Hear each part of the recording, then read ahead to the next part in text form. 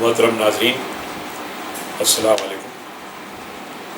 آج کے اس پروگرام میں ہم آپ کی ملاقات حیدرآباد کی ایک نامور شخصیت اور عثمانیہ یونیورسٹی کے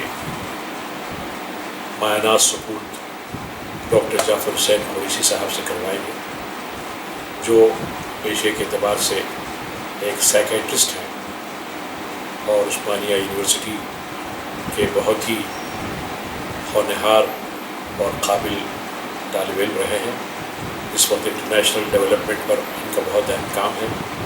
یہ دنیا کے کئی ٹی وی چینلز کے ڈائریکٹر بھی ہیں اور حیدرآباد تشریف لائے ہیں۔ 46 برس انہوں نے لندن میں گزارا ہے اور تقریباً 44 یا 46 برس کے بعد وہ یہاں تشریف لائے ہیں، اور ہم ان سے تھوڑی دیر میں بات کریں گے اور ان سے مختلف موضوعات پر ان کے خیالات، ان کے نظریات اور ان کے تاثرات سے محسوس ہوں گے۔ ڈاکٹر جعفر حسین قریشی۔ وعلیکم السلام۔ ڈاکٹر صاحب، یہ حیدرآباد جو کنٹھا کی محفل میں آپ جو تشریف لائے ہیں، ہم آپ کا دل کی گہرائیوں سے خیر مقدم کرتے ہیں۔ کچھ پہلے آپ اپنے بارے میں بتائیے کہ آپ کی پیدائش، تعلیم تعلیم۔ آپ صدیق صاحب، میں مشکور ہوں آپ کا اور آپ کے جرید سیاست کا، جنہوں نے مجھے اس قابل سمجھا کہ اتنے اہم پروگرام میں حصہ لوں۔ ویسے الحمدللہ جیسا آپ نے کہا کہ میں بھی ٹی وی چینل سے وابستہ ہوں، لیکن حیدرآباد دکن میں اگر ایسا اچھا کام ہوتا ہو تو دلی مسرت ہوتی ہے۔ اور حیدرآباد کا ہمارا جو تعلق ہے آپ صاحب، وہ نہ صرف استوار ہے بلکہ بہت پرانا ہے۔ میرے والد بزرگوار محمد حسین قریشی، اور وہ طلبدار تھے ورنگل کے پولیس سیکٹر کے وقت۔ وہ آؤٹ اسٹینڈنگ سویلین تھے، ڈبل گولڈ میڈلسٹ تھے، محمد پکتھور کے شاگرد تھے، سر واکر سے بھی ان کا ربط تھا، اور سر اکبر حیدری ان کو بڑے محبت سے یاد کرتے تھے۔ لیکن زوال حیدرآباد کے بعد ہم پر کچھ عجیب حالات ہوئے، ورنگل چھوڑ کے حیدرآباد شفٹ ہوئے۔ تو آپ کا وطن ورنگل؟ نہیں، کلیکٹر تھے وہاں۔ اچھا، کریکٹر ہے۔ میری پیدائش وکٹوریہ ہاسپٹل کی ہے، پکے حیدرآبادی ہیں۔ کیا آپ کی تاریخ پیدائش؟ میری 1945، اس سال 70 سال کا ہوا الحمدللہ۔ مگر اللہ کا شکر ہے ابھی بھی I don't feel my age. میں اپنے آپ کو 70 کا سمجھتا ہوں الحمدللہ، اکثر لوگ کہتے ہیں۔ تو آپ کی پھر تعلیم، ابتدائی تعلیم کہاں ہوئی؟ شروعات دیکھیے، چونکہ حالات کی نامساعدگی کی وجہ سے میں چادر گھاٹ پرائمری اسکول جو المجید درماس کے سامنے ہے، پھر وہاں سے چادر گھاٹ مڈل اسکول، پھر وہاں سٹی کالج میں گیا۔ اور یہ اللہ کا شکر فخراً کہہ سکتا ہوں کہ میری پوری ابتدائی تعلیم اردو میڈیم میں ہوئی، اور اللہ کا شکر ہے اس کے باوجود بھی مجھے کوئی فرق نہیں لگا لندن میں جا کے ہائیسٹ کوالیفیکیشن حاصل کرنے کا۔ یہ لوگ کہتے ہیں اردو میڈیم مت ڈالو لوگوں کو، انسان میں اگر جستجو ہو تو انگریزی بھی سیکھ بھی سکتا ہے اور ماسٹر بھی کر سکتا ہے۔ اور آپ تو جانتے ہیں ایز اے سائیکیٹرسٹ ایک انگریزی زبان پر عبوریت ضروری ہوتی ہے مریضوں سے کمیونیکیٹ کرنے کے لیے۔ تو 69 میں برطانیہ پہنچا۔ گاندھی میڈیکل کالج میں نے 5 سال گزارے، پھر ہاؤس مینشپ میں نے عثمانیہ میڈیکل کالج میں کی۔ وہ ہاسپٹل کے بارے میں آج کل جو اخباروں میں پڑھتے ہیں اس کی فکر ہوتی ہے۔ اس زمانے میں تو بڑا ریپیوٹیڈ ہاسپٹل تھا، ورلڈ کا لیڈنگ ہاسپٹل مانا جاتا تھا۔ انفیکٹ اس ہاسپٹل کے 5000 beds unique in the world ہیں، کوئی دنیا میں ہسپتال نہیں ہے۔ ابھی اور بات ہے کہ ایڈمنسٹریشن کو چلانے کے طریقہ کار کو آپ اور ہم امپروو کر سکتے ہیں۔ اس زمانے میں آپ کے کولیگس کون تھے؟ اس زمانے میں جو میرے اساتذہ میں تھے، ڈاکٹر حیدر خان جو میرے ماموزاد بھائی ہوتے ہیں، وہاں پر پروفیسر آف میڈیسن تھے، بی کے نائک تھے استادوں میں، نارائن سوامی صاحب تھے، اور میرے کلیگز میں ڈاکٹر کیلوسکر جو مشہور گائنیکالوجسٹ ہیں، اور ڈاکٹر ستیش، اور میرے دوسرے کلیگ میں ڈاکٹر عبدالسمیع، ڈاکٹر نظام الدین، ڈاکٹر نظام الدین لودھی، اور ڈاکٹر شجاع شفیع، جو الحمدللہ بعد میں انہوں نے میڈیسن کی دنیا میں بہت نامور لوگ نکلے الحمدللہ۔ تو اس کے بعد میں 69 میں برطانیہ چلا گیا۔ وہاں پر الحمدللہ کس سلسلے میں جانا ہوا آپ کا برطانیہ؟ میں شروع میں ارادہ تھا کہ اچھا. جا کر وہاں چند سال گزار کے امریکہ چلا جاؤں گا.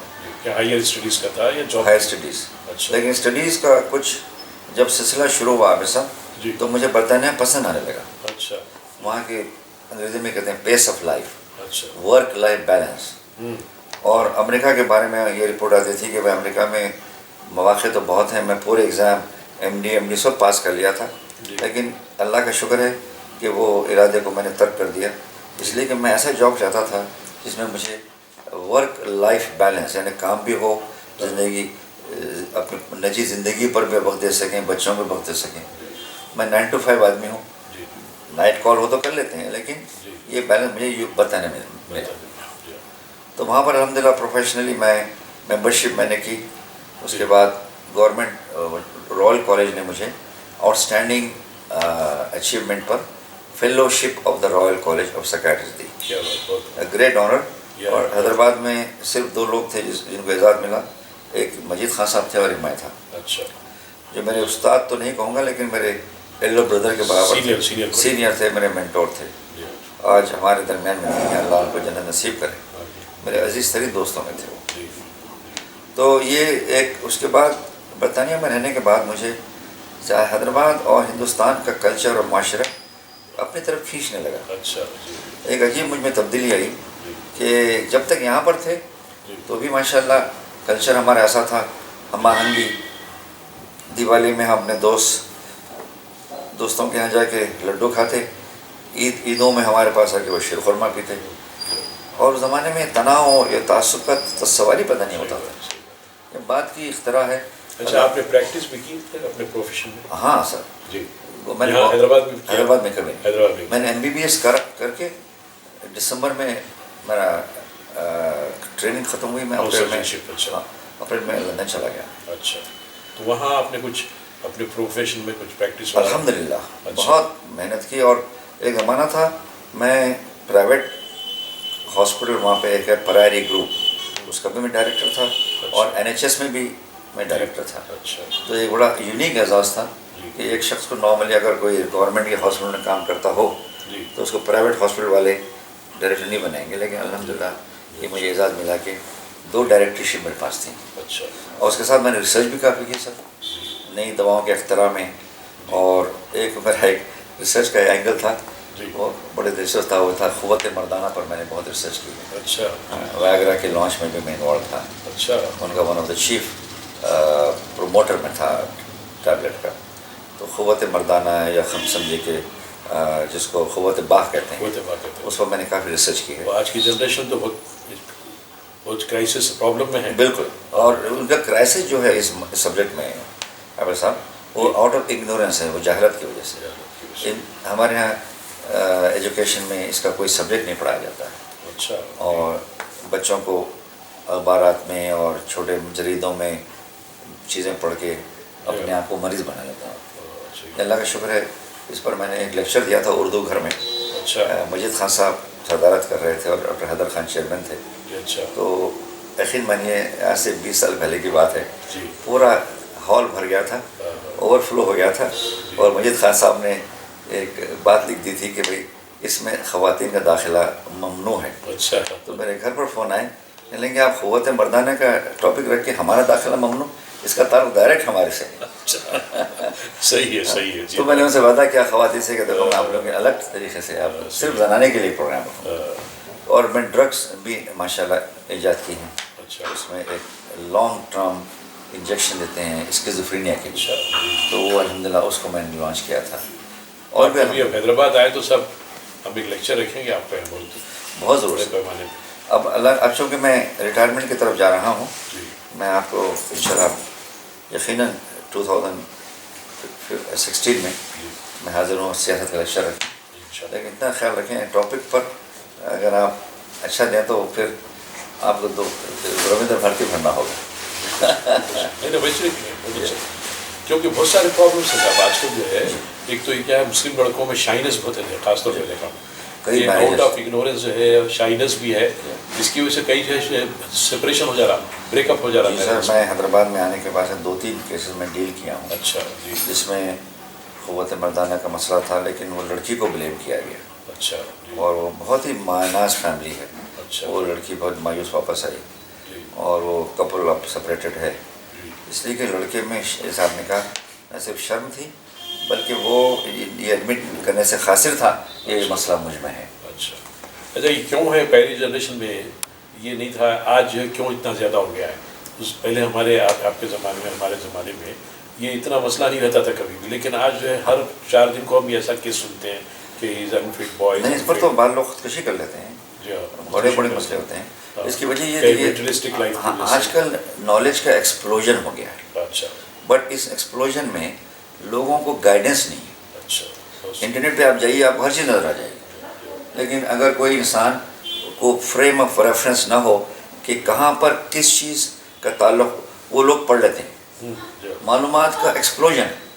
اور علامہ الحفیظ گوگل، میں گوگل کو مذاق سے کہتا ہوں، گوگل علیہ السلام کی وجہ سے ہر چیز آپ کو مل جائے گی. لیکن پڑھنے سے مطلب یہ نہیں کہ آپ اس کو کہتے ہیں نا، ایک پڑھنا ہے اور ایک سمجھنا.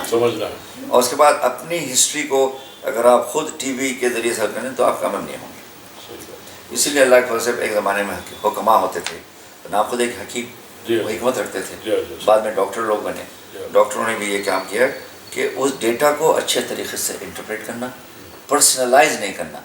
کہ چونکہ کتاب میں لکھا ہے آنکھ میں اگر حلقے آ گئے، رات میں نیند نہیں ہے تو یہ مسئلہ ہے، تو لوگ سیلف ڈائگنوز کا مسئلہ ہو جاتا ہے. یہ بڑا خطرناک ہے. اور اسی اور انگریزی میں پرانا محاورہ ہے کہ لٹل لرننگ از ڈینجرس. تھوڑا علم خطرناک ہوتا ہے. اور یہ الحمدللہ یہ علم حاصل کرنے لگے ہم 30-40 سال ہم کو لگے. مگر الحمدللہ اگر یہاں پر ایک کاؤنسلنگ کا میں کوشش کر رہا ہوں کہ اس میں کاؤنسلنگ سروس، اس لیے ڈاکٹروں کے پاس میں سمجھتا ہوں پری میرج کاؤنسلنگ بھی ہونا چاہیے. ضرور. ملیشیا میں کمپلسری ہے سر. ملیشیا میں کوئی شادی ہوتی نہیں جب تک کہ لڑکا لڑکی پری نیپچول کاؤنسلنگ کرتے ہیں، اس کو کمپیٹیبلٹی پر ڈسکشن ہوتے ہیں. یہ جو آپ نے سبجیکٹ لیا ہے سائیکیٹرسٹ کا، یہ سبجیکٹ سے کیوں آپ اس کو کیوں آپ پسند کیا آپ نے؟ کیا آپ شروع میں کچھ تھوڑا انٹرسٹ رہا یا کیا؟ میں شروع سے، آپ نے آلریڈی گیس کیا ہوگا کہ I think I am a good communicator. مجھے لوگوں سے انگیج کرنا، لوگوں سے بات کرنا، لوگوں کے مسائل کو سمجھنا، اس کا مجھے عرصے شوق ہے. اچھا. اور مجھے جو دوسرے سبجیکٹ کا مجھے چوائس تھا گیسٹرنٹولوجسٹ بننے کا یا کارڈیولوجسٹ بننے کا، وہ بھی اچھے ڈاکٹرز ہوتے ہیں وہ، لیکن نفسیات کا تعلق سیدھا انسان کے سائیکی سے، اس کے ماضی سے اور اس کے مستقبل سے ہوتا ہے. تو انسان کو صرف سائیکیٹرسٹ وہ ڈاکٹر ہوتے ہیں جو whole mind and body as a whole دیکھتے ہیں، اور دوسرے ڈاکٹر صرف باڈی کو دیکھتے ہیں. بالکل صحیح، بہت صحیح. اور اگر سائیکیٹرسٹ میڈیکلی کوالیفائڈ ہو اور اچھا ٹرینڈ ہو تو مسئلہ نہیں. اسی لیے سائیکالوجسٹ جو ہوتے ہیں وہ میڈیکلی کوالیفائڈ نہیں ہوتے ہیں. سائیکالوجسٹ وہ بھی اچھا کام کرتے ہیں، لیکن وہ لوگ ایسے رینج کا کام کریں گے جس میں کوئی سیریس میڈیکل امپلیکیشن نہ ہو. اب کسی کو فرض کیجئے دورے آ رہے ہیں یا مرگی کا دورہ ہے یا انگزائٹی اٹیک ہے، ڈپریشن ہے، تو کاؤنسلنگ کی ضرورت ہے. لیکن ایک اسٹیج آنے کے بعد جب معاملہ حل ہونے سے حل نہیں ہوتا ہو تو then you need to see a psychiatrist. اور اس کے بارے میں ہندوستان میں مجید خان صاحب سے یہی کہتا تھا میں کہ یہاں پر لوگ کہتے ہیں سائیکیٹرسٹ کو دیکھو تمہارے ہم پاگل تو نہیں ہیں، ہم کو ایسا کیوں بول رہے ہیں. امریکہ میں اگر کوئی سائیکیٹرسٹ کے پاس نہیں جا رہا ہو تو اس کو پاگل کہتے ہیں. اچھا. ہمارے پاس جانے ڈرتے بھی ہیں. ڈرتے ہیں. اور یہاں پر اگینسٹ اس کا تعلق ایجوکیشن سے. یہاں پہ اسکولوں میں، کالجز میں اگر بتایا جائے دیکھو دماغ کے مسائل، دماغ کی الجھنیں، یہ سب چیزیں انسان کی زندگی میں نارمل ہوتی ہیں. بڑے بڑے مسئلے ہوتے ہیں سر. جیسے میرے ایک دوست کے بیٹے کا حال میں موٹر سائیکل پہ انتقال ہو گیا. کیا اس کے پاس بتائیے سوائے اندھیرے کے کچھ نظر نہیں آتا، ڈپریشن میں چلے گئے. مگر ان کو پاس یہ ضد تھی کہ میں نہیں، ہم سیکنڈ. اب بیچارے بجائے علاج کرا کے 2-3 مہینے میں ٹھیک ہونے کے 2 سال تک بیچارے بیمار رہے. زمین پکڑ لیے، یہ بولتے ہیں زمین پکڑ لی. تو ہر مرض کا اللہ کے فضل سے اللہ نے علاج رکھا ہے. اور آج کل کے جو سائیکیٹرسٹ ہوتے ہیں وہ ان چیزوں کو جانتے ہیں. جیسے کہ اس کی وجہ کیا ہے؟ کیا ماڈرنٹی کی وجہ سے یہ ماڈرنائزیشن ہے، یہ جو لائف اسٹائل جو ہمارا چینج ہو گیا ہے، اسٹریس. یہی نہیں بلکہ ویسٹرن کنٹریز میں بھی ہے یہ حال ویسٹرن لائف اسٹائل کے ہم نے اچھائیاں نہیں لی اور نہ برائیاں لی. اور اس کی وجہ یہ کہ یہاں پر اسٹریس جو آ گیا لائف میں, اور ہمارے پاس انگریزی میں کہتے ہیں چیزنگ آفٹر دا رینبو. ہم سب کسی طرف جا رہے ہیں, سنیں, جا رہا ہوں کہاں مجھے نہیں معلوم, لٹ گیا ہے قافلہ کہاں مجھے نہیں معلوم, بس جا تو رہے ہیں. تو اس میں کیا ہے, اس کو انگریزی میں کہتے ہیں ریٹ ریس. اس زندگی کے انجن میں اور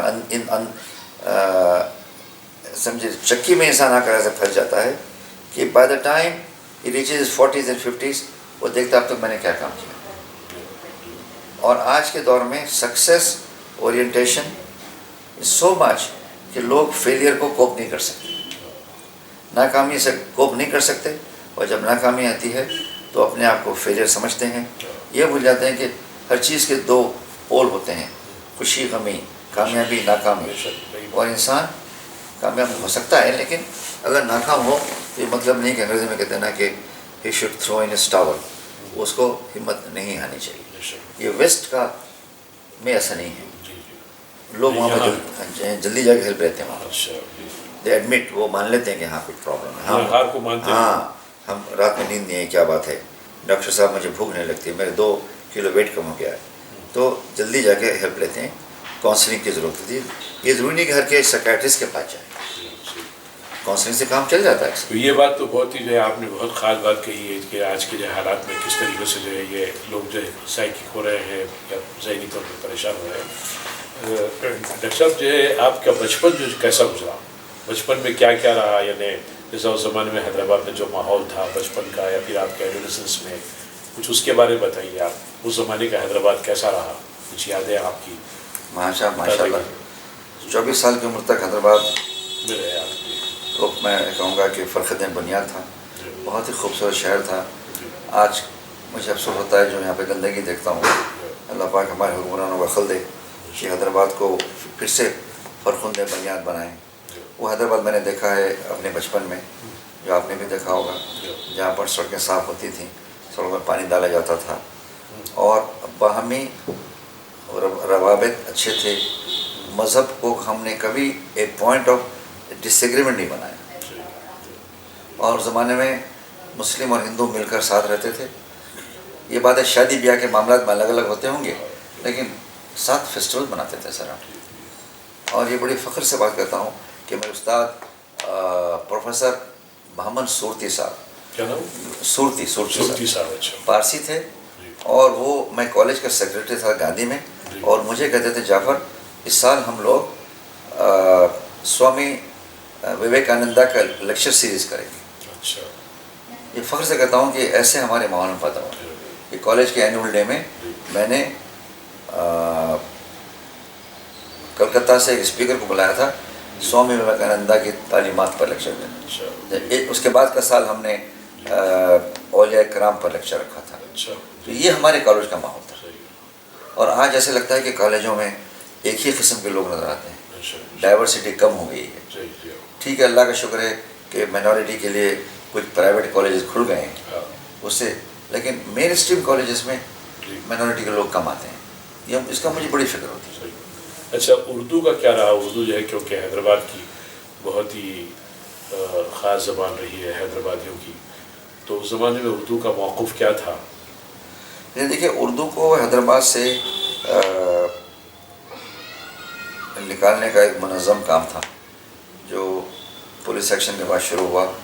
اور جب میں کالج میں تھا, سٹی کالج میں, تو اردو میڈیم تھا, مجھ پر اس کا اثر نہیں پڑا. کون تھے اساتذہ آپ کے سٹی کالج میں؟ غیاث الدین صاحب تھے. اچھا, پرنسپل تھے. حسین جعفری صاحب تھے, اور ماشاء اللہ آؤٹ اسٹینڈنگ ٹیچرس تھے میرے. اچھا. اور اردو میں انگلش میں بائی لنگول کالج تھا وہ. اچھا. اور اس میں اردو کا جو اسٹینڈرڈ اس زمانے کا تھا وہ 1970s کے بعد لوگوں نے اردو کو ابینڈن کرنا شروع کیا. اچھا. میری بیگم صاحبہ خود کہتی ہیں کہ ہم کو ہندی اردو میں کہا گیا کہ اردو پڑھو گے تو وہ marks will not be counted towards the final exam. اچھا. تو ڈیلیبریٹلی اردو کو second class third class language سے کا رتبہ دیا گیا. اس سے کیا ہوا, بچوں میں اردو پڑھنے کا شوق اور ذوق جاتا رہا. آپ جیسے حضرات اخبار سیاست کے جیسے لوگوں نے اس کو زندہ رکھا, لیکن یہ بات بہت سیریس بات ہے کہ جی اردو جو کہ گہوارہ حیدرآباد گہوارہ اردو تھا، وہاں پر اب اردو دانوں کی کمی ہو رہی ہے، کمی ہو رہی ہے، بہت تیزی سے ہو رہی ہے کمی. یہ بڑی فکر ہم سب کو فکر ہونی چاہیے. لیکن ہمارے پیرنٹس کا کام ہے کہ بچوں کو اردو کمپلسریلی گھر میں سکھائیں اور عربی اچھا سکھائیں. عثمانیہ یونیورسٹی تو اردو میڈیم تھی اس زمانے میں. بالکل. میرے اساتذہ مجھ کو تانا مارتے تھے، جعفر صاحب ہم میں نارائن سوامی صاحب کی بات کر رہا ہوں. اچھا. ارے جناب ہم نے تو اردو میں ایناٹمی پڑھی ہے، گریز ایناٹمی، جی. اور ہم اردو میں پڑھ کے ڈاکٹر بنے. تو آپ کو تو انگلش میں پڑھایا ہوگا. ہاں ہمارے زمانے میں انگلش آ چکی تھی، 48 کے بعد اردو ختم ہو گئی. ختم ہو گئی. اور Hyderabad was unique country in the whole world. Hyderabad جو کر گیا آج کوئی اور ملک نہیں کر سکا. مکمل تعلیم نظام میڈیسن کا اردو میں تھا، گریز ایناٹمی پوری اردو میں، physiology, bio chemistry, every thing Urdu میں. آج بھی اسے کتابیں بعض غلطی میں مل جائیں گے آپ کو. میں نے استاد سے پوچھا ایناٹمی میں ترجمے کیسے کیے؟ انہوں نے کہا جیسا یہ مسل ہوتی ہے اس کو بائیسیپ کہتے ہیں. تو بائیسیپ کو 2 سری، ٹرائیسیپ کو 3 سری. تو انہوں نے پورے ترجمے کر دی. اور اس کی وجہ دارالترجمہ بابا اردو مولانا عبدالحق بڑے بڑے کارنامے کر گئے. اور وہ کارنامہ اس کے بعد کوئی حکومت ریپیٹ نہیں کر سکی. مگر بعض کوششوں، میں بامبے میں گیا تھا بھیا، وہاں پر کوکن لوگ اپنے بچوں کو اردو بڑھاوا پڑھاتے ہیں. کوکن لوگ. ہاں. لیکن حیدرآبادی لوگ کنفیوز ہیں.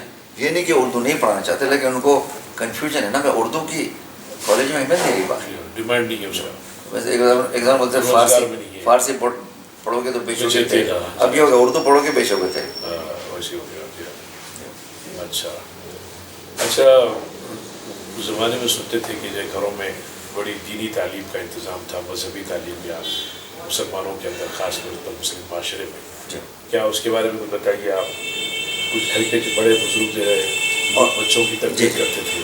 ہمارے اسپیشلی میرے خاندان میں صوفیان کرام کا بہت داخل انپٹ رہا. میرے والد صاحب خود ویسے مرید نہیں تھے، لیکن درگاہ یوسفین کے متقن والدہ صاحبہ یہ پاش صاحب کی مرید تھی، اور میں خود شرف چمن کے بزرگ کا مرید ہوں. تو ایک صوفی ماحول کلچر تھا اس زمانے میں. اور ایک کٹر پنتھی کشش ہم اس سے بالکل نابلد تھے. صحیح بات. آج ہو گئی. جی آج ہو گئی. ہم بھی محرم میں نیاز کرتے تھے. اب تک کیا تھے 2 قسم شربت بنتے تھے، سڑکوں پہ بانٹتے تھے غریبوں. اب دیکھ رہا ہوں یہ پولرائزیشن ہو گیا ہے. اس سے یہ کٹر پنتھی پن جو آ رہا ہے اس سے مجھے بڑی فکر ہوتی ہے. ٹھیک ہے تھوڑی بہت صوفیہ کرام نے غلو کیا ہوگا قوالیوں میں اور درگاہوں میں، کچھ ایسے حرکات کی ہوں، لیکن یہ نہیں کہ آپ پوری ان کی تحریک کو برا سمجھیں. وہ تو بہت بڑا خاص سسٹم تھا. خانقاہی نظام جو ہے ایک زمانے میں جو ہے وہی اور ہندوستان میں ہماری موجودگی کا باعث وہ بنے. بے شک. بہت صحیح بات ہے. اور جو ہے شہر کی کچھ عمارتیں، دیوڑیاں، حویلیاں، کچھ اس قسم کی کچھ اور باتیں، کچھ آپ کو دلچسپی ہیومن انٹرسٹ کی باتیں کچھ؟ میں بہت ہی انوالو ہوں. میرے حیدرآباد ٹرسٹ ہمارا لندن میں ہے، جس کے چیئرمین پرنس مفخم جان. حیدرآباد چیریٹیبل ٹرسٹ لندن میں بنا رکھا ہے، جس کا میں سیکرٹری ہوں. مفخم جان صاحب چیئرمین ہیں. ہماری بڑی خواہش ہوتی ہے کہ اپنے اداروں کی مدد کی جائے، اور ساتھ ساتھ حیدرآباد کا جو ہیریٹیج ہے، جیسے 2 دن پہلے میں نظام میوزیم جا کر آیا. رفت صاحبہ سے ملاقات ہوئی. اب اس کو نئی بلڈنگ کی ضرورت ہے. نظام میوزیم. جی نظام میوزیم کو میر عثمان علی خان کا پرانی حویلی میں. جی جس کو ان کی سلور جوبلی میں جو تحائف ملے تھے، اللہ کیا بہترین تحائف ان کو ملے تھے، جو شاید 2 میوزیم بس نہ ہو. پورے ڈسپلے ہو بھی نہیں سکتے. اب اس کو ایک نئی جگہ کی ضرورت ہے. اس سلسلے میں کوشش کر رہا ہوں تھوڑی. تو یہ کام یہاں کے میوزیم، سالارجنگ میوزیم اس زمانے میں پرانی دوڑی میں ہوا کرتا تھا. بہت حیدرآباد کے نوابوں حکمرانوں نے دیوان دیوڑی میں تھا. اور اس میں دونوں نے راجہ دین دیال کی فوٹوگرافی دیکھیے، ہسٹوریکل آرکائیوز دیکھیے، پارسیوں کا کنٹریبیوشن دیکھیے، مہاراجہ کرشن پرساد کا کنٹریبیوشن دیکھیے. یہ ہمارے حیدرآباد کے گنگا جمنی کلچر کا اس کی ہم پروڈکٹ ہے. اب یہ بات اور ہے کہ آج کا حیدرآباد یہ تلنگانہ بننے کے بعد تھوڑی سی امید یہ ہو گئی ہے کہ we will be able to recover some of our lost heritage جو ہمارا ورثہ تھا تھوڑا ریوائیو ہوگا ہوگا ضرور ہوگا. کیونکہ آندھرا کی وجہ سے بہت نقصان ہوا حیدرآباد کی جو ہے کلچر کو کافی دھکا پہنچا, بہت نقصان. بالکل صحیح. وہ دیور انسینسٹیو, ان کو کلچرل کا آئیڈیا نہیں تھا. اور کچھ زمانے میں جو مشاعرے وغیرہ ہوتے تھے, کبھی آپ کو دلچسپی رہی؟ جی جی جی, میرے فیوریٹ شاعروں میں سلیمان خطیب صاحب ہیں. اچھا جی. اور ہم بچپن میں سرور ڈنڈا صاحب کا اچھا سنجے ریڈی ماما سن کے بڑے ہوئے. صحیح ہے. اور نمائش میدان اور نمائش میں مشاعرے میں اٹینڈ کرتا تھا. اچھا. اور میں بھی بیت بازی میں بہت آگے تھا الحمدللہ, چونکہ اردو میڈیم کا ہوں, بڑا مشاق بیت باز تھا میں بھی. اچھا. اور بڑے بڑے ایوارڈ الحمدللہ میں نے حاصل کیے. رس ہوٹل میں اس زمانے میں student of the year award مجھے ملا تھا. اچھا.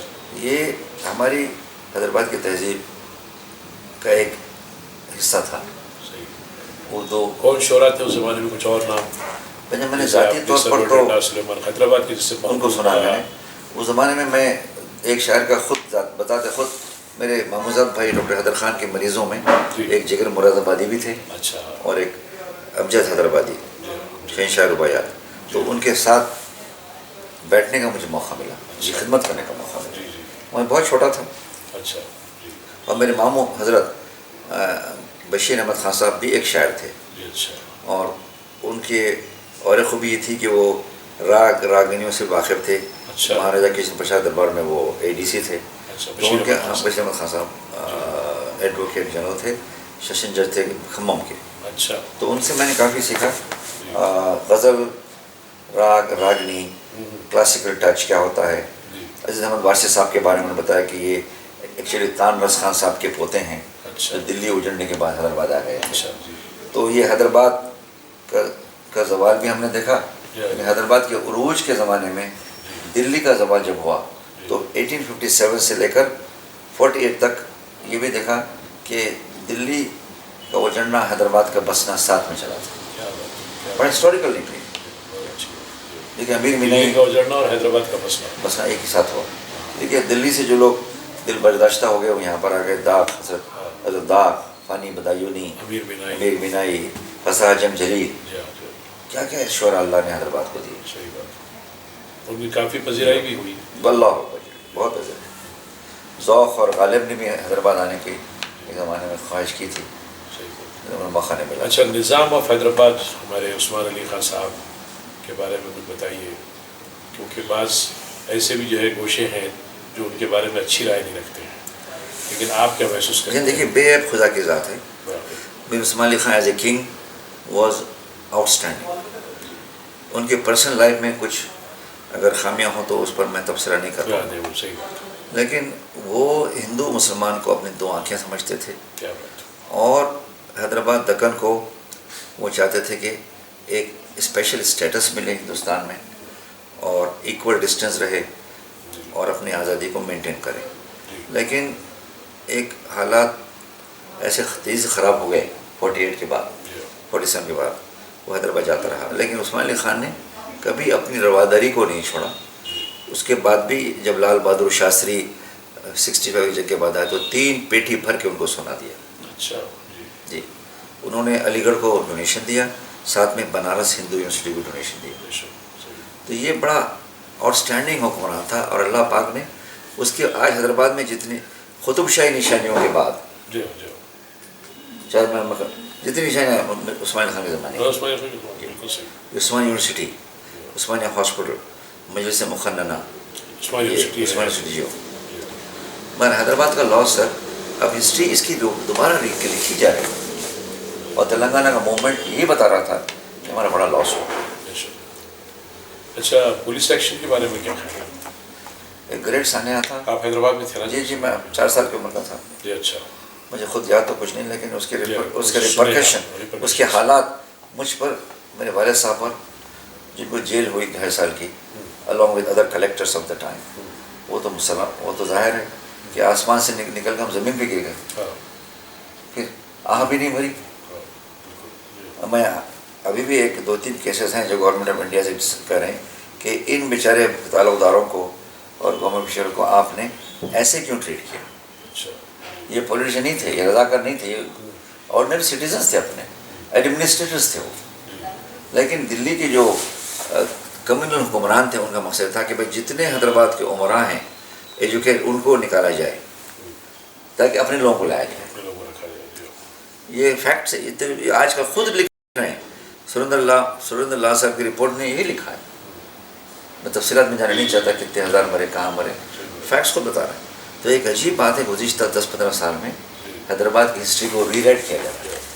کیا انڈین گورنمنٹ کو کچھ خطرہ تھا کیا حیدرآباد گورنمنٹ سے؟ نہیں خطرہ نظام کی گورنمنٹ سے کچھ نہیں، خطرہ کچھ نہیں، خطرہ بنایا گیا. اچھا. اور یہ آریہ سماج کے اس زمانے میں جو میٹنگس ہوتے تھے اس میں ایک ہی ایک مسئلے کو اتنا ایگزیجریٹ کر کے ڈالا جاتا رامانند تیرتھ وغیرہ. ہاں اتنا جھوٹ. دیکھیں نا اب ایون آج کے حالات میں دیکھیے بعض پارٹیاں ہیں جو مذہبی نام لے کر سراسر ہسٹری کو ری رائٹ کرتی ہیں. یہ مندر تھا خود میں، یار بس کرو. یہ زمانہ اتنا پاگل بھی نہیں ہے کہ تمہاری باتوں کو سمجھے، لیکن ایک گروپ ہے یہ اس کو صحیح سمجھتا ہے. ان جنرل نہیں سمجھتے. یہ تو یہ پوائزن جب انسان کے جسم میں جاتا ہے سنیں وہ اثر کرے گا. اس کا پوائزن کا اثر نہ صرف آپ پر ہوگا بلکہ آپ کے نیبر پر ہوگا. اب رہا سانحہ حیدرآباد کا لاس، اس پر تو بہت لکھا جا رہا ہے. عمر خالد صاحب مرحوم اس پر فال آف حیدرآباد کیا کیا کتابیں لکھی. اللہ. اور اس زمانے میں روشن علی صاحب جو آل انڈیا ریڈیو حیدرآباد کے ڈائریکٹر تھے ان سے میری بمبئی میں ملاقات ہوئی. اچھا. تو میں نے کہا جب آپ آل انڈیا ریڈیو حیدرآباد آل حیدرآباد ریڈیو کے آپ جب لاسٹ پروگرام، تو نے کہا ڈاکٹر صاحب میں دیکھ رہا تھا کہ دبابے، دیکھیے کیسے اردو بولتے تھے، دبابے جی این چودھری صاحب کے مجلس مقننہ پہنچ گئے. مجلس مقننہ اچھا قانون ساز اسمبلی کا ورڈ پسند ہے. جیسے مجلس مقننہ پہنچے تو میں سمجھ گیا کہ اب حیدرآباد کا آخری لمحہ آ گیا. اب ہم تو جیسے وہ سیڑھیوں پر آنے لگے میں نے سوچا کہ اب یہ اسپیک مائک لے کر اناؤنس کریں گے کہ اب حیدرآباد از نو مور. تو میرے ہاتھ میں اس وقت ایک ریکارڈ آ گیا. وہ ریکارڈ کا میوزک تھا ماسٹر عارف، استاد عارف کا، عارف رؤف صاحب، اور گانے والے تھے مکیش. اچھا.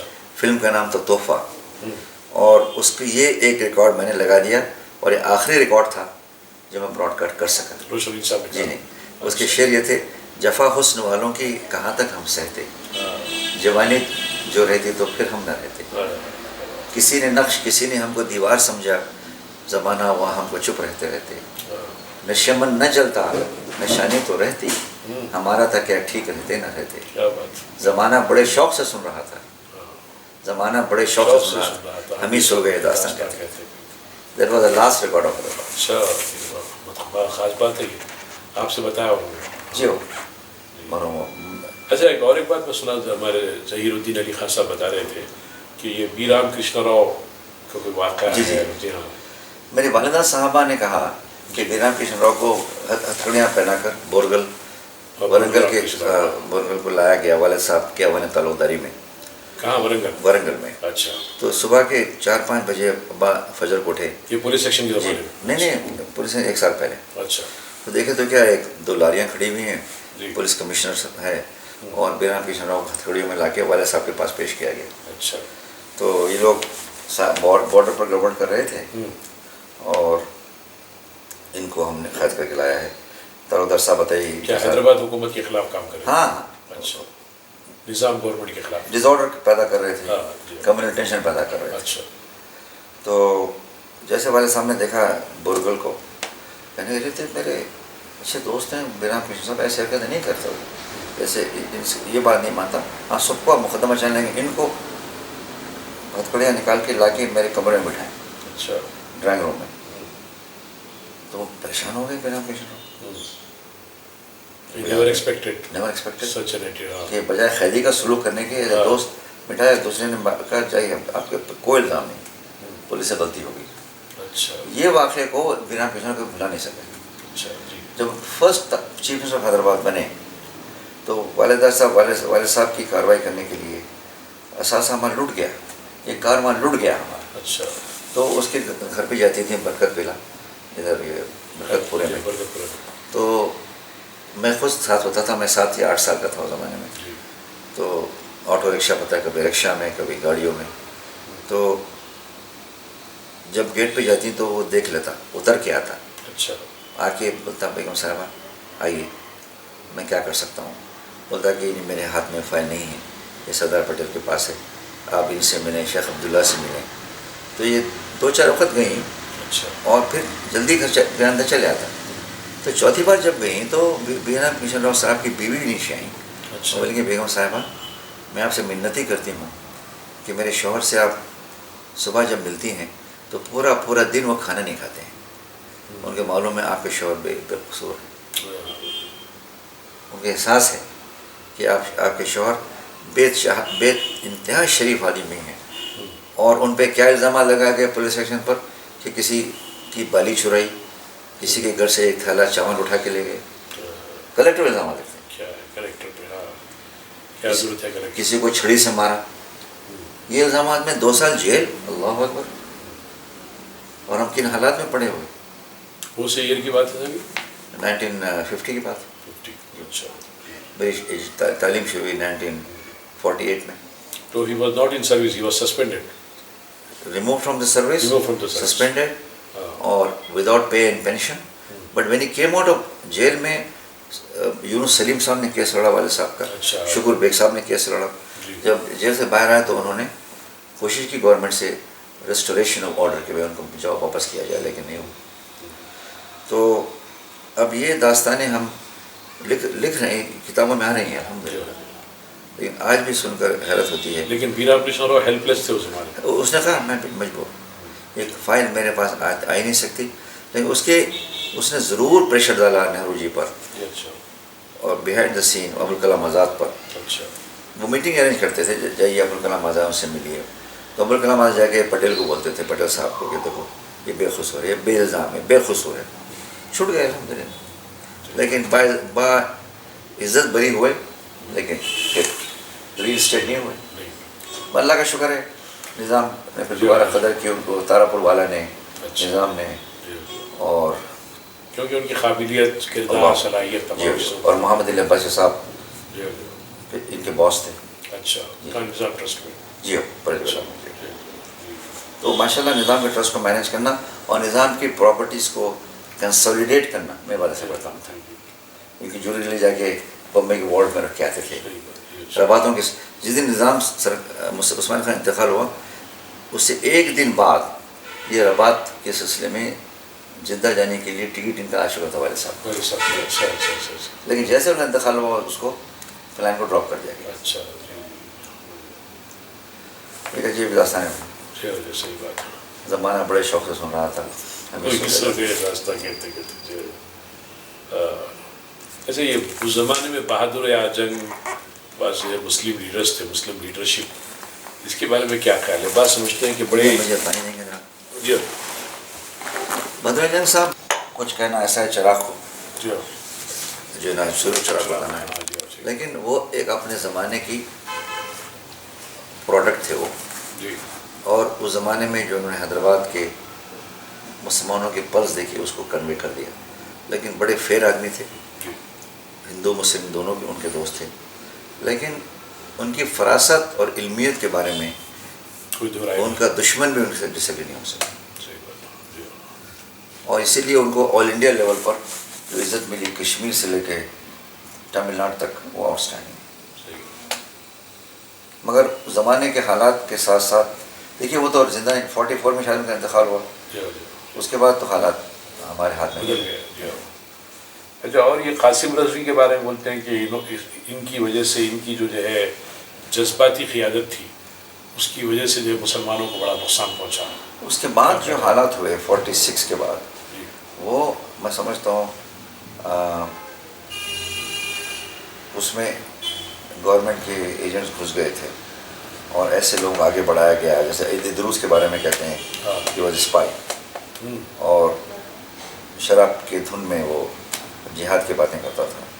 تو 46 کے بعد حیدرآباد ختم ہو چکا تھا, مر گیا تھا, اور اس کے لیے بہت پلاننگ ہوئی تھی.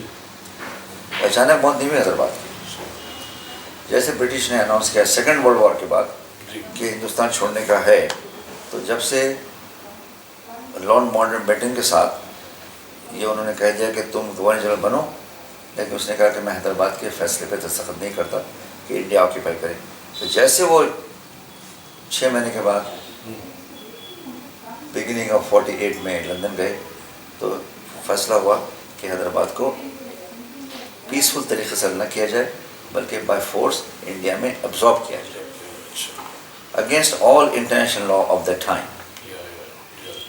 اور آج تک حیدرآباد کی فائل یونائٹڈ نیشن میں اوپن ہے. مگر حالات ایسے ہیں کہ اللہ کا شکر ہے کہ آج ہم ہندوستان کے باعث شہری ہیں، ہم کو رہنا بھی چاہیے. اور لیکن ان واقعات کو ہسٹورین کو ریکارڈ کرنا پڑے گا کہ ایسے ہوا، دھوکہ ہوا حیدرآباد کے ساتھ. اسی تلنگانہ موومنٹ آندھرا کو لایا گیا تاکہ ہمارے تشخص کو ملایا جائے. بالکل وہ بہت بڑی پالیسی تھی، حالانکہ اس کی کوئی ضرورت نہیں تھی. راج مندر میں رہنے والوں ہم سے کیا ہمدردی، ہمارا کلچر کیا معلوم. بالکل صحیح. خیر میں وہ لینگویج استعمال نہیں کروں گا جیسے کہ CR صاحب کرتے ہیں، لیکن دیٹس اے فیکٹ کہ Andhra Telugu speaking people did not understand over culture. Telangana Telugu speaking people do understand over culture. نہیں، ان کا ٹریڈیشن بھی ہے نا، رہے ہیں ساتھ رہے، تلنگانہ کے لوگ جو ہے ساتھ رہے ہیں. جب اس زمانے کچھ اخبارات وغیرہ سے آپ کون سا اخبار پڑھتے تھے؟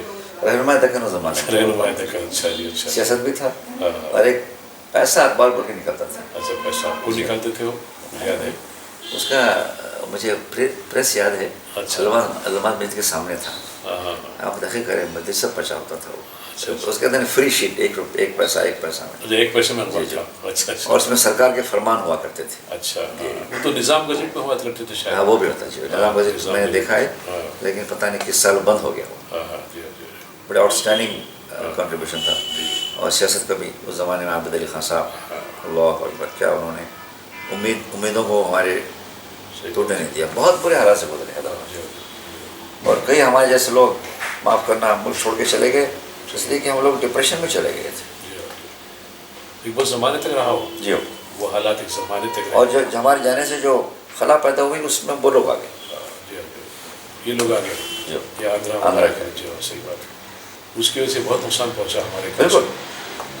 بنجارا یہ پوری جائیدادیں وغیرہ اپنے تلنگانہ کے لوگوں کی تھیں، اب کہاں ہیں. بہت بڑی ہستی ہے سر. اس پر آپ ایک سپریٹ مجھ سے انٹرویو لے آؤ. اچھا کیا گزری. اب آپ کی جیسے ٹی وی چینلز سے بھی اس طرح سے ایک مینجمنٹ سے وابستہ ہیں، تو آپ کیا سمجھتے ہیں ٹی وی چینلز جو ہے واقعی کچھ خدمت کر رہے ہیں یا زیادہ تر ان کا مقصد جو ہے کمرشل ہے؟ کمرشل اب کیا یہ سروس اورینٹیڈ نہیں رہے؟ جیسے پہلے جو ہے ہماری جیسے صحافت تھی، اس کو ایک جو ہے مشن بول کے چلاتے تھے. جیسے اس زمانے میں ابوالکلام آزاد، نیاز فتح پوری اور آپ کے زمیندار کے ظفر علی خان وغیرہ، یہ وہ. اب جو ہے پورا جو ہے نقشہ بدل گیا ہے. آج میڈیا پوری طریقے سے کمرشلائز ہو گیا ہے. ریٹنگ پہ چلتا ہے. جی ریٹنگ پہ چل رہا ہے. بڑا صحیح.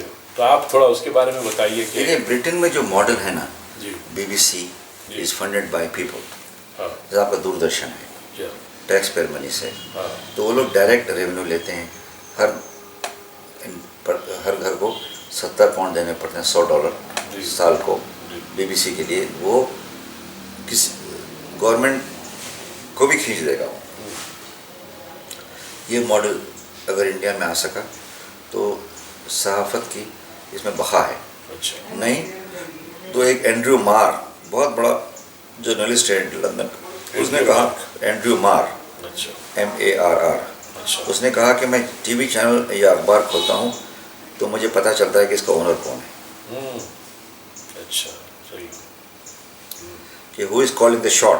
اس کے پیچھے یہ اخبار اور ٹی وی ایک اسکرین ہے، اس کے پیچھے کٹ پتلی کون ہے، ماسٹر کون.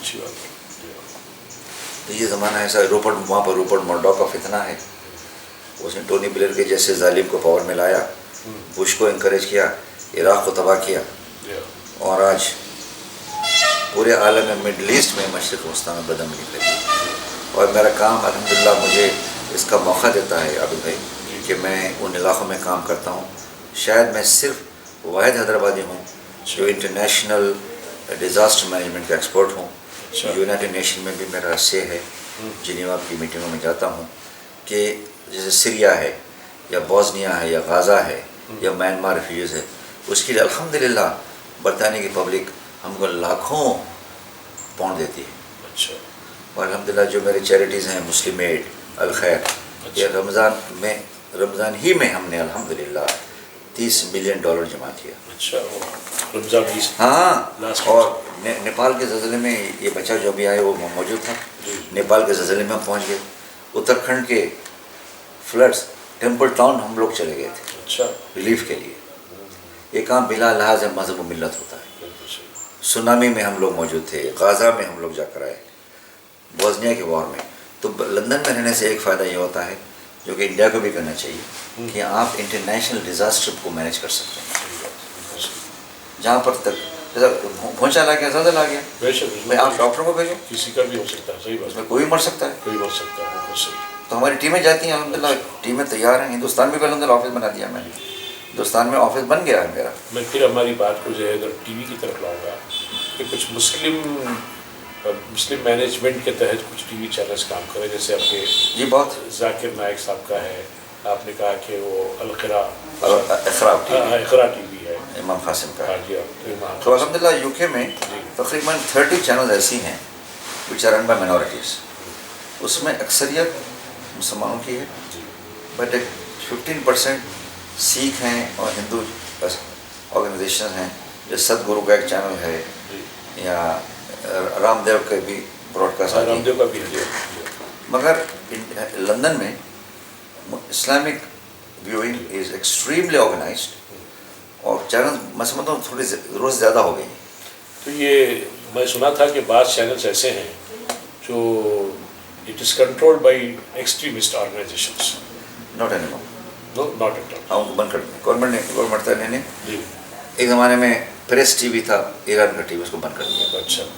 اور ان حالات 9/11 کے بعد, برطانیہ میں بامبنگ کے بعد, وہ اب یہ سوال ہی پیدا نہیں ہوتا کہ کوئی غیر فطری چینل کو چلنے کی اجازت دی جائے. ہاں اگر ہیں تو اس کو وہ لوگ مانیٹر کرتے ہیں اور موقع دیتے ہیں. اور ہماری چینل سے پوچھا جاتا ہے پیس ٹی وی سے کہ بھائی آپ ایکسپلین کیجیے کہ آپ نے یہ بین کیوں دیا. ہاں, وہاں کی ریگولیٹری باڈی بڑی اسٹرانگ ہے. کیونکہ ہمارے پاس جو ہے اب یہاں انڈیا میں ایسا ہو گیا ہے کہ کوئی اکاؤنٹیبلٹی نہیں رہی. آپ پتہ نہیں دیکھتے نہیں دیکھتے, لیکن ہمارے پاس جو چینلس ہیں آپ دیکھیے کہ ہے جو چاہے بولنے لگے. اب مودی کی گورنمنٹ آئی, مودی کے الیکشنز کے زمانے میں کئی چینلس ایسے تھے جو بک گئے تھے, آپ سنے بھی ہوں گے. خطرہ ہے. تو یہ کیا ہے, یہ جو ہوتے جا رہا ہے یہ میڈیا کا, تو اس کی وجہ سے جو ہے ہماری ڈیموکریسی جو ہے بڑی خطرے میں پڑ جاتی ہے. بالکل صحیح کریں. اسی لیے الحمدللہ وہاں بی بی سی ہونے سے ہم کو ایڈوانٹیج یہ ہے کہ B B C is not owned by government. اچھا. اور it is not for sale. اچھا.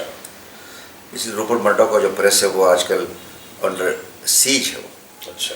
تو انڈیا میں جو چینل بکو چینلز ہیں اس کو لوگ دیکھتے ضرور ہیں عابد بھائی, لیکن ان کی عزت کوئی نہیں کرتا. کریڈیبلٹی نہیں رہی. وہ سمجھ جاتے ہیں, ایک 10-15 دن دیکھیں گے بھائی کیا بات ہے بھائی, یہ سوال کیوں نہیں کر رہا اس سے. بھائی جرنلسٹ کا پروفیشن کہ جتنا اعلیٰ پروفیشن بہت کم ہے, لیکن اس کو اگر آپ گرانا چاہیں تو بک جاتے ہیں لوگ. انٹیگریٹی اور آنیسٹی کے ساتھ جرنلسٹ جو ہوتا ہے نا, بڑا اللہ اکبر, اس کی مثال ہے. صحیح بات. تو اب آپ کتنے برس کے بعد حیدرآباد آئے ہیں؟ بھجن میں ہر سال آتا ہوں. ہر سال آتے ہیں. لیکن کوائٹ آتا ہوں, خاموش آتا ہوں, خاموش چلے جاتا ہوں. اور گئے ہوئے 44 ایئرس ہو گئے. 46 ہو گئے. 46 ایئرس ہو گئے. الحمدللہ میرے بچے لندن میں 2 ڈاکٹر ہیں. اچھا. ایک بچی عائشہ ابھی غازہ ابھی وہ ویسٹ بینک جا کر آئی ہے. اچھا. بیٹی سے ایڈ کے واسطے. اچھا. واٹ از ہی؟ شی از اے پیڈیٹریشین. اچھا. چائلڈ اسپیشلسٹ ہے. وہ رم اللہ, جروسلم, ہیبرون گئی تھی. اچھا. وہاں پر برطانیہ کے رائل کالج نے اس کو بھیجا. اچھا. تو میرے فرسٹ شخص ہے جو اسرائیل گیا تھرو تل ابیب, لیکن اس کا مقصد صرف غریب فلسطینیوں کی ہیلپ کرنا تھا. اور ایک صاحبزادے بھی ہیں. ایک صاحبزادہ, 2 صاحبزادے ہیں. ایک بیٹا ریڈیولوجسٹ ہے سلمان, جو مینچسٹر میں ہے, اور دوسرا بیٹا امان ہے جو سمجھیے کہ آپ ہی کے پروفیشن کا ہے. اچھا. وہ جرنلزم میں شوق ہے لیکن انٹرنیشنل ریلیشن کا کام کرتا ہے. اچھا. جی. He is also in the UK. جی گھر میں رہتا ہے، میرے 24 سال کا ہے الحمدللہ. اچھا الحمدللہ. اس کو بڑا حیدرآباد تو سے دو بڑا بیٹے ایک بیٹی ہے. جو اور سب کو الحمدللہ حیدرآباد سے بڑا شغف ہے. They all love coming here. تو میں نے حیدرآباد کی تھوڑا حیدرآباد کی خمیر کا ان کو بہت اشتہار ہے، بہت بہت پسند کرتے ہیں. تو آپ بہت ہی ویل انفارمڈ ہوئے حیدرآباد کے بارے میں. اللہ جو میرے پاس جو انفارمیشن ہے بس حیدرآبادیوں کو نہیں ہے. اچھا خوشی کی بات ہے، بہت بڑی بات ہے. اب کیا محسوس کر رہے ہیں آپ؟ حیدرآباد میں کیا چینجز آ گئے ہیں آپ کے زمانے میں، آپ کے بچپن میں، جوانی میں جو حیدرآباد تھا، آج کیا چینج محسوس کر رہے ہیں آپ؟ کون سے سیکٹر میں، کون سے جو ہے اسپیکٹ میں جو ہے آپ زیادہ بگر چینج محسوس کر رہے ہیں؟ بھائی آئی ٹی سیکٹر بہت اسٹرانگ ہو گیا ہے. اچھا جس کی میں بہت پازیٹیو تائید کرتا ہوں. لیکن اس کے ساتھ کیا ہوا، شہر کے بعض علاقے ایکول ڈیولپ ہوئے ہیں. بعض علاقوں میں بجلی 24 گھنٹے رہے گی، اللہ کا شکر ہے کیسیر آنے کے بعد بجلی مل رہی ہے. لیکن یہ ڈیولپمنٹ کو ایڈریس کرنا ہوگا حکمرانوں کو. میں کل محمود علی صاحب کے ساتھ تھا. اچھا میں نے کہا کہ بھئی آپ کے بلدیہ والے کیا کر رہے ہیں؟ حیدرآباد کی صفائی کے بارے میں 1923 میں Hyderabad was voted the cleanest city in the world. Vienna was number 2. اچھا ہسٹوریکل فیکٹ ہے. اچھا کون سے ایئر میں بتایا؟ 23 اور 25 میں. اچھا جی اچھا. اور پیرس was number 3. اچھا حیدرآباد واقعی نگینا تھا. بے شک. ابھی گندگی دیکھ کے مجھے بہت برا لگتا ہے. صحیح بات. لوگوں میں سیوک سینس کیوں نہیں ہے؟ اس کے لیے ایک اچھا ڈیولپمنٹ ہے حیدرآباد میں. میں نے دیکھا ہے کہ سول سوسائٹیز قائم ہو رہی ہیں. سڑکیں صاف کرو اور تالابوں کو بچاؤ. یہ اس کو انکریج کرنا پڑے گا. اس لیے سیاست کا اور عابد بھائی آپ کا ذاتی رول بڑا امپورٹنٹ ہے. اس ٹاپک کو ہم کو بار بار لانا ہوگا. سنگاپور میں اور برطانیہ میں، یورپ میں آپ سگریٹ پھینکی گاڑی کے بعد نہیں پھینک سکتے. پولیس پیچھے آ کے آپ گاڑی کو فلیش کر کے روکے گی اور آپ کو $100 فائن انسٹنٹلی. اور پس تو سگریٹ بھی پھینک دیتے ہیں، پارٹ کے پیک بھی. اور کیا کہیں نہیں پھینکتے. صحیح بات. بکرے کے پارٹ بھی پھینک دیتے ہیں بقرعید کے بعد، غفرت اٹھتی ہے. اللہ معاف کرے. اس کو سیوک سینس کہتے ہیں. سوسائٹی کو چاہیے کہ اپنے اور اپنے پڑوس کے کہتے ہیں بیک یارڈ کو اور سامنے کو صاف رکھے. اور رشتوں کا کیا حال ہے؟ رشتہ داریاں یہاں پر حیدرآباد کی ایسا معلوم ہوتا ہے کہ کچھ دراڑیں پڑ گئی ہیں، تو اس بارے میں بتائیے کیا؟ وجہ دیکھیے آج کی ماڈرن جنریشن، معاف کرنا سو کہتے ہیں نا SMS اور واٹس ایپ جنریشن ہوئی، اور اس میں چند فوائدے ہیں لیکن نقصانات زیادہ ہیں. میں ایک تصویر دیکھ رہا تھا، رشتوں کے بیچ میں جو دراڑ آ رہی ہے وہ یہ ماں بیٹھے ہیں، وہ ٹیکس کر رہے ہیں، باپ ٹیکس کر رہے ہیں، بچہ ٹیکس کر رہا ہے، گرینڈ سن ٹیکس کر رہا ہے، اور چھوٹی بچی کے پاس بھی ایک ٹیلی فون، انہوں نے گانے سن رہی ہے. اب کیا گفتگو ہوگی؟ دوریاں ہوگی. بالکل. یہ IT ایج کے مضامرات ہیں، اور اسپیشلی ہم ہندوستانی لوگوں کو اس سے بچنا پڑے گا. یورپ اور برطانیہ اور امریکہ میں تو ماں باپ سے مہینوں میں بات نہیں کرتے، آج کل ٹیکسٹ کرتے ہیں. Darling I am outside the house, open the door. چلیں آئی ایم ہنگری. تو یہ کیا ہو رہا ہے؟ یہ اگر اس سے رشتوں پر اثر پڑ رہا ہے. اور وہ رہا شادیوں میں، میرے بھائی جان سب سے بڑی تکلیف مجھے یہ ہوئی کہ کسی نے 8 بجے لکھا دعوت، 11 بجے کھانا ملا، میں اٹھ کر آ گیا. میں اپیل کرتا ہوں میرے مہربان بھائی جان، کھانے کو اب 9 سے لے کے 11 سب کو کھلا دو. ہم لوگوں میں بعض کو ڈائبٹیز ہوتی ہے. صبح 7 بجے 8 بجے یا تو مت بلاؤ یار. وہ کون مجبور؟ ہمارے والدین کہتے تھے ان کے زمانے میں صبح تا نصف النہار کھانے ہوتے تھے. تو آپ لوگ ایک کھانا پروگرام شروع کرو. تو 11 بجے اس کو اناؤنس کر رہے ہیں بھائی کھانے کو دیر ہوگی اس لیے کہ ابھی دلہا نہیں آیا، سوری دلہن والے نہیں آئے. بیچارے دعوت والے جس کو دعوت دے کے بنائیں اس کی عزت کرو، نہیں تو مت کھلاؤ، مت بلاؤ لوگوں کو یار. لوگ بھوکے نہیں مرتے ہیں. یہ بہت مجھے برا لگ رہا ہے حیدرآباد کی صفائی پر اور حیدرآباد کی دعوتوں پر. اللہ مجھے معاف کرے، یہ لوگ جو ایسے حرکتیں کریں اللہ کی اس میں لعنت ہے ان پر. میں ایک بوڑھے کو دیکھا بیچارہ ڈائبٹک کونے میں گر گیا، ہاسپٹل جانا پڑا. کھانا دیر سے ملنے کی وجہ سے. ارے میں ڈائبٹک لوگ 8 بجے نہیں کھا مر جائے گا. لوگوں میں ایک بے حسی ہے، یہ مجھے بڑی بری آتی ہے. بہت اچھی بات بولی آپ، بے حسی پیدا ہوگی. بالکل. ارے کھانے کے لیے بھوکے لوگ نہیں آتے، احساس ختم ہو نہیں گیا. نہیں آنے کو بھوکے آپ کے پاس. نہیں آنے، صحیح بات ہے. جو وقت لکھے اسے کھلاؤ.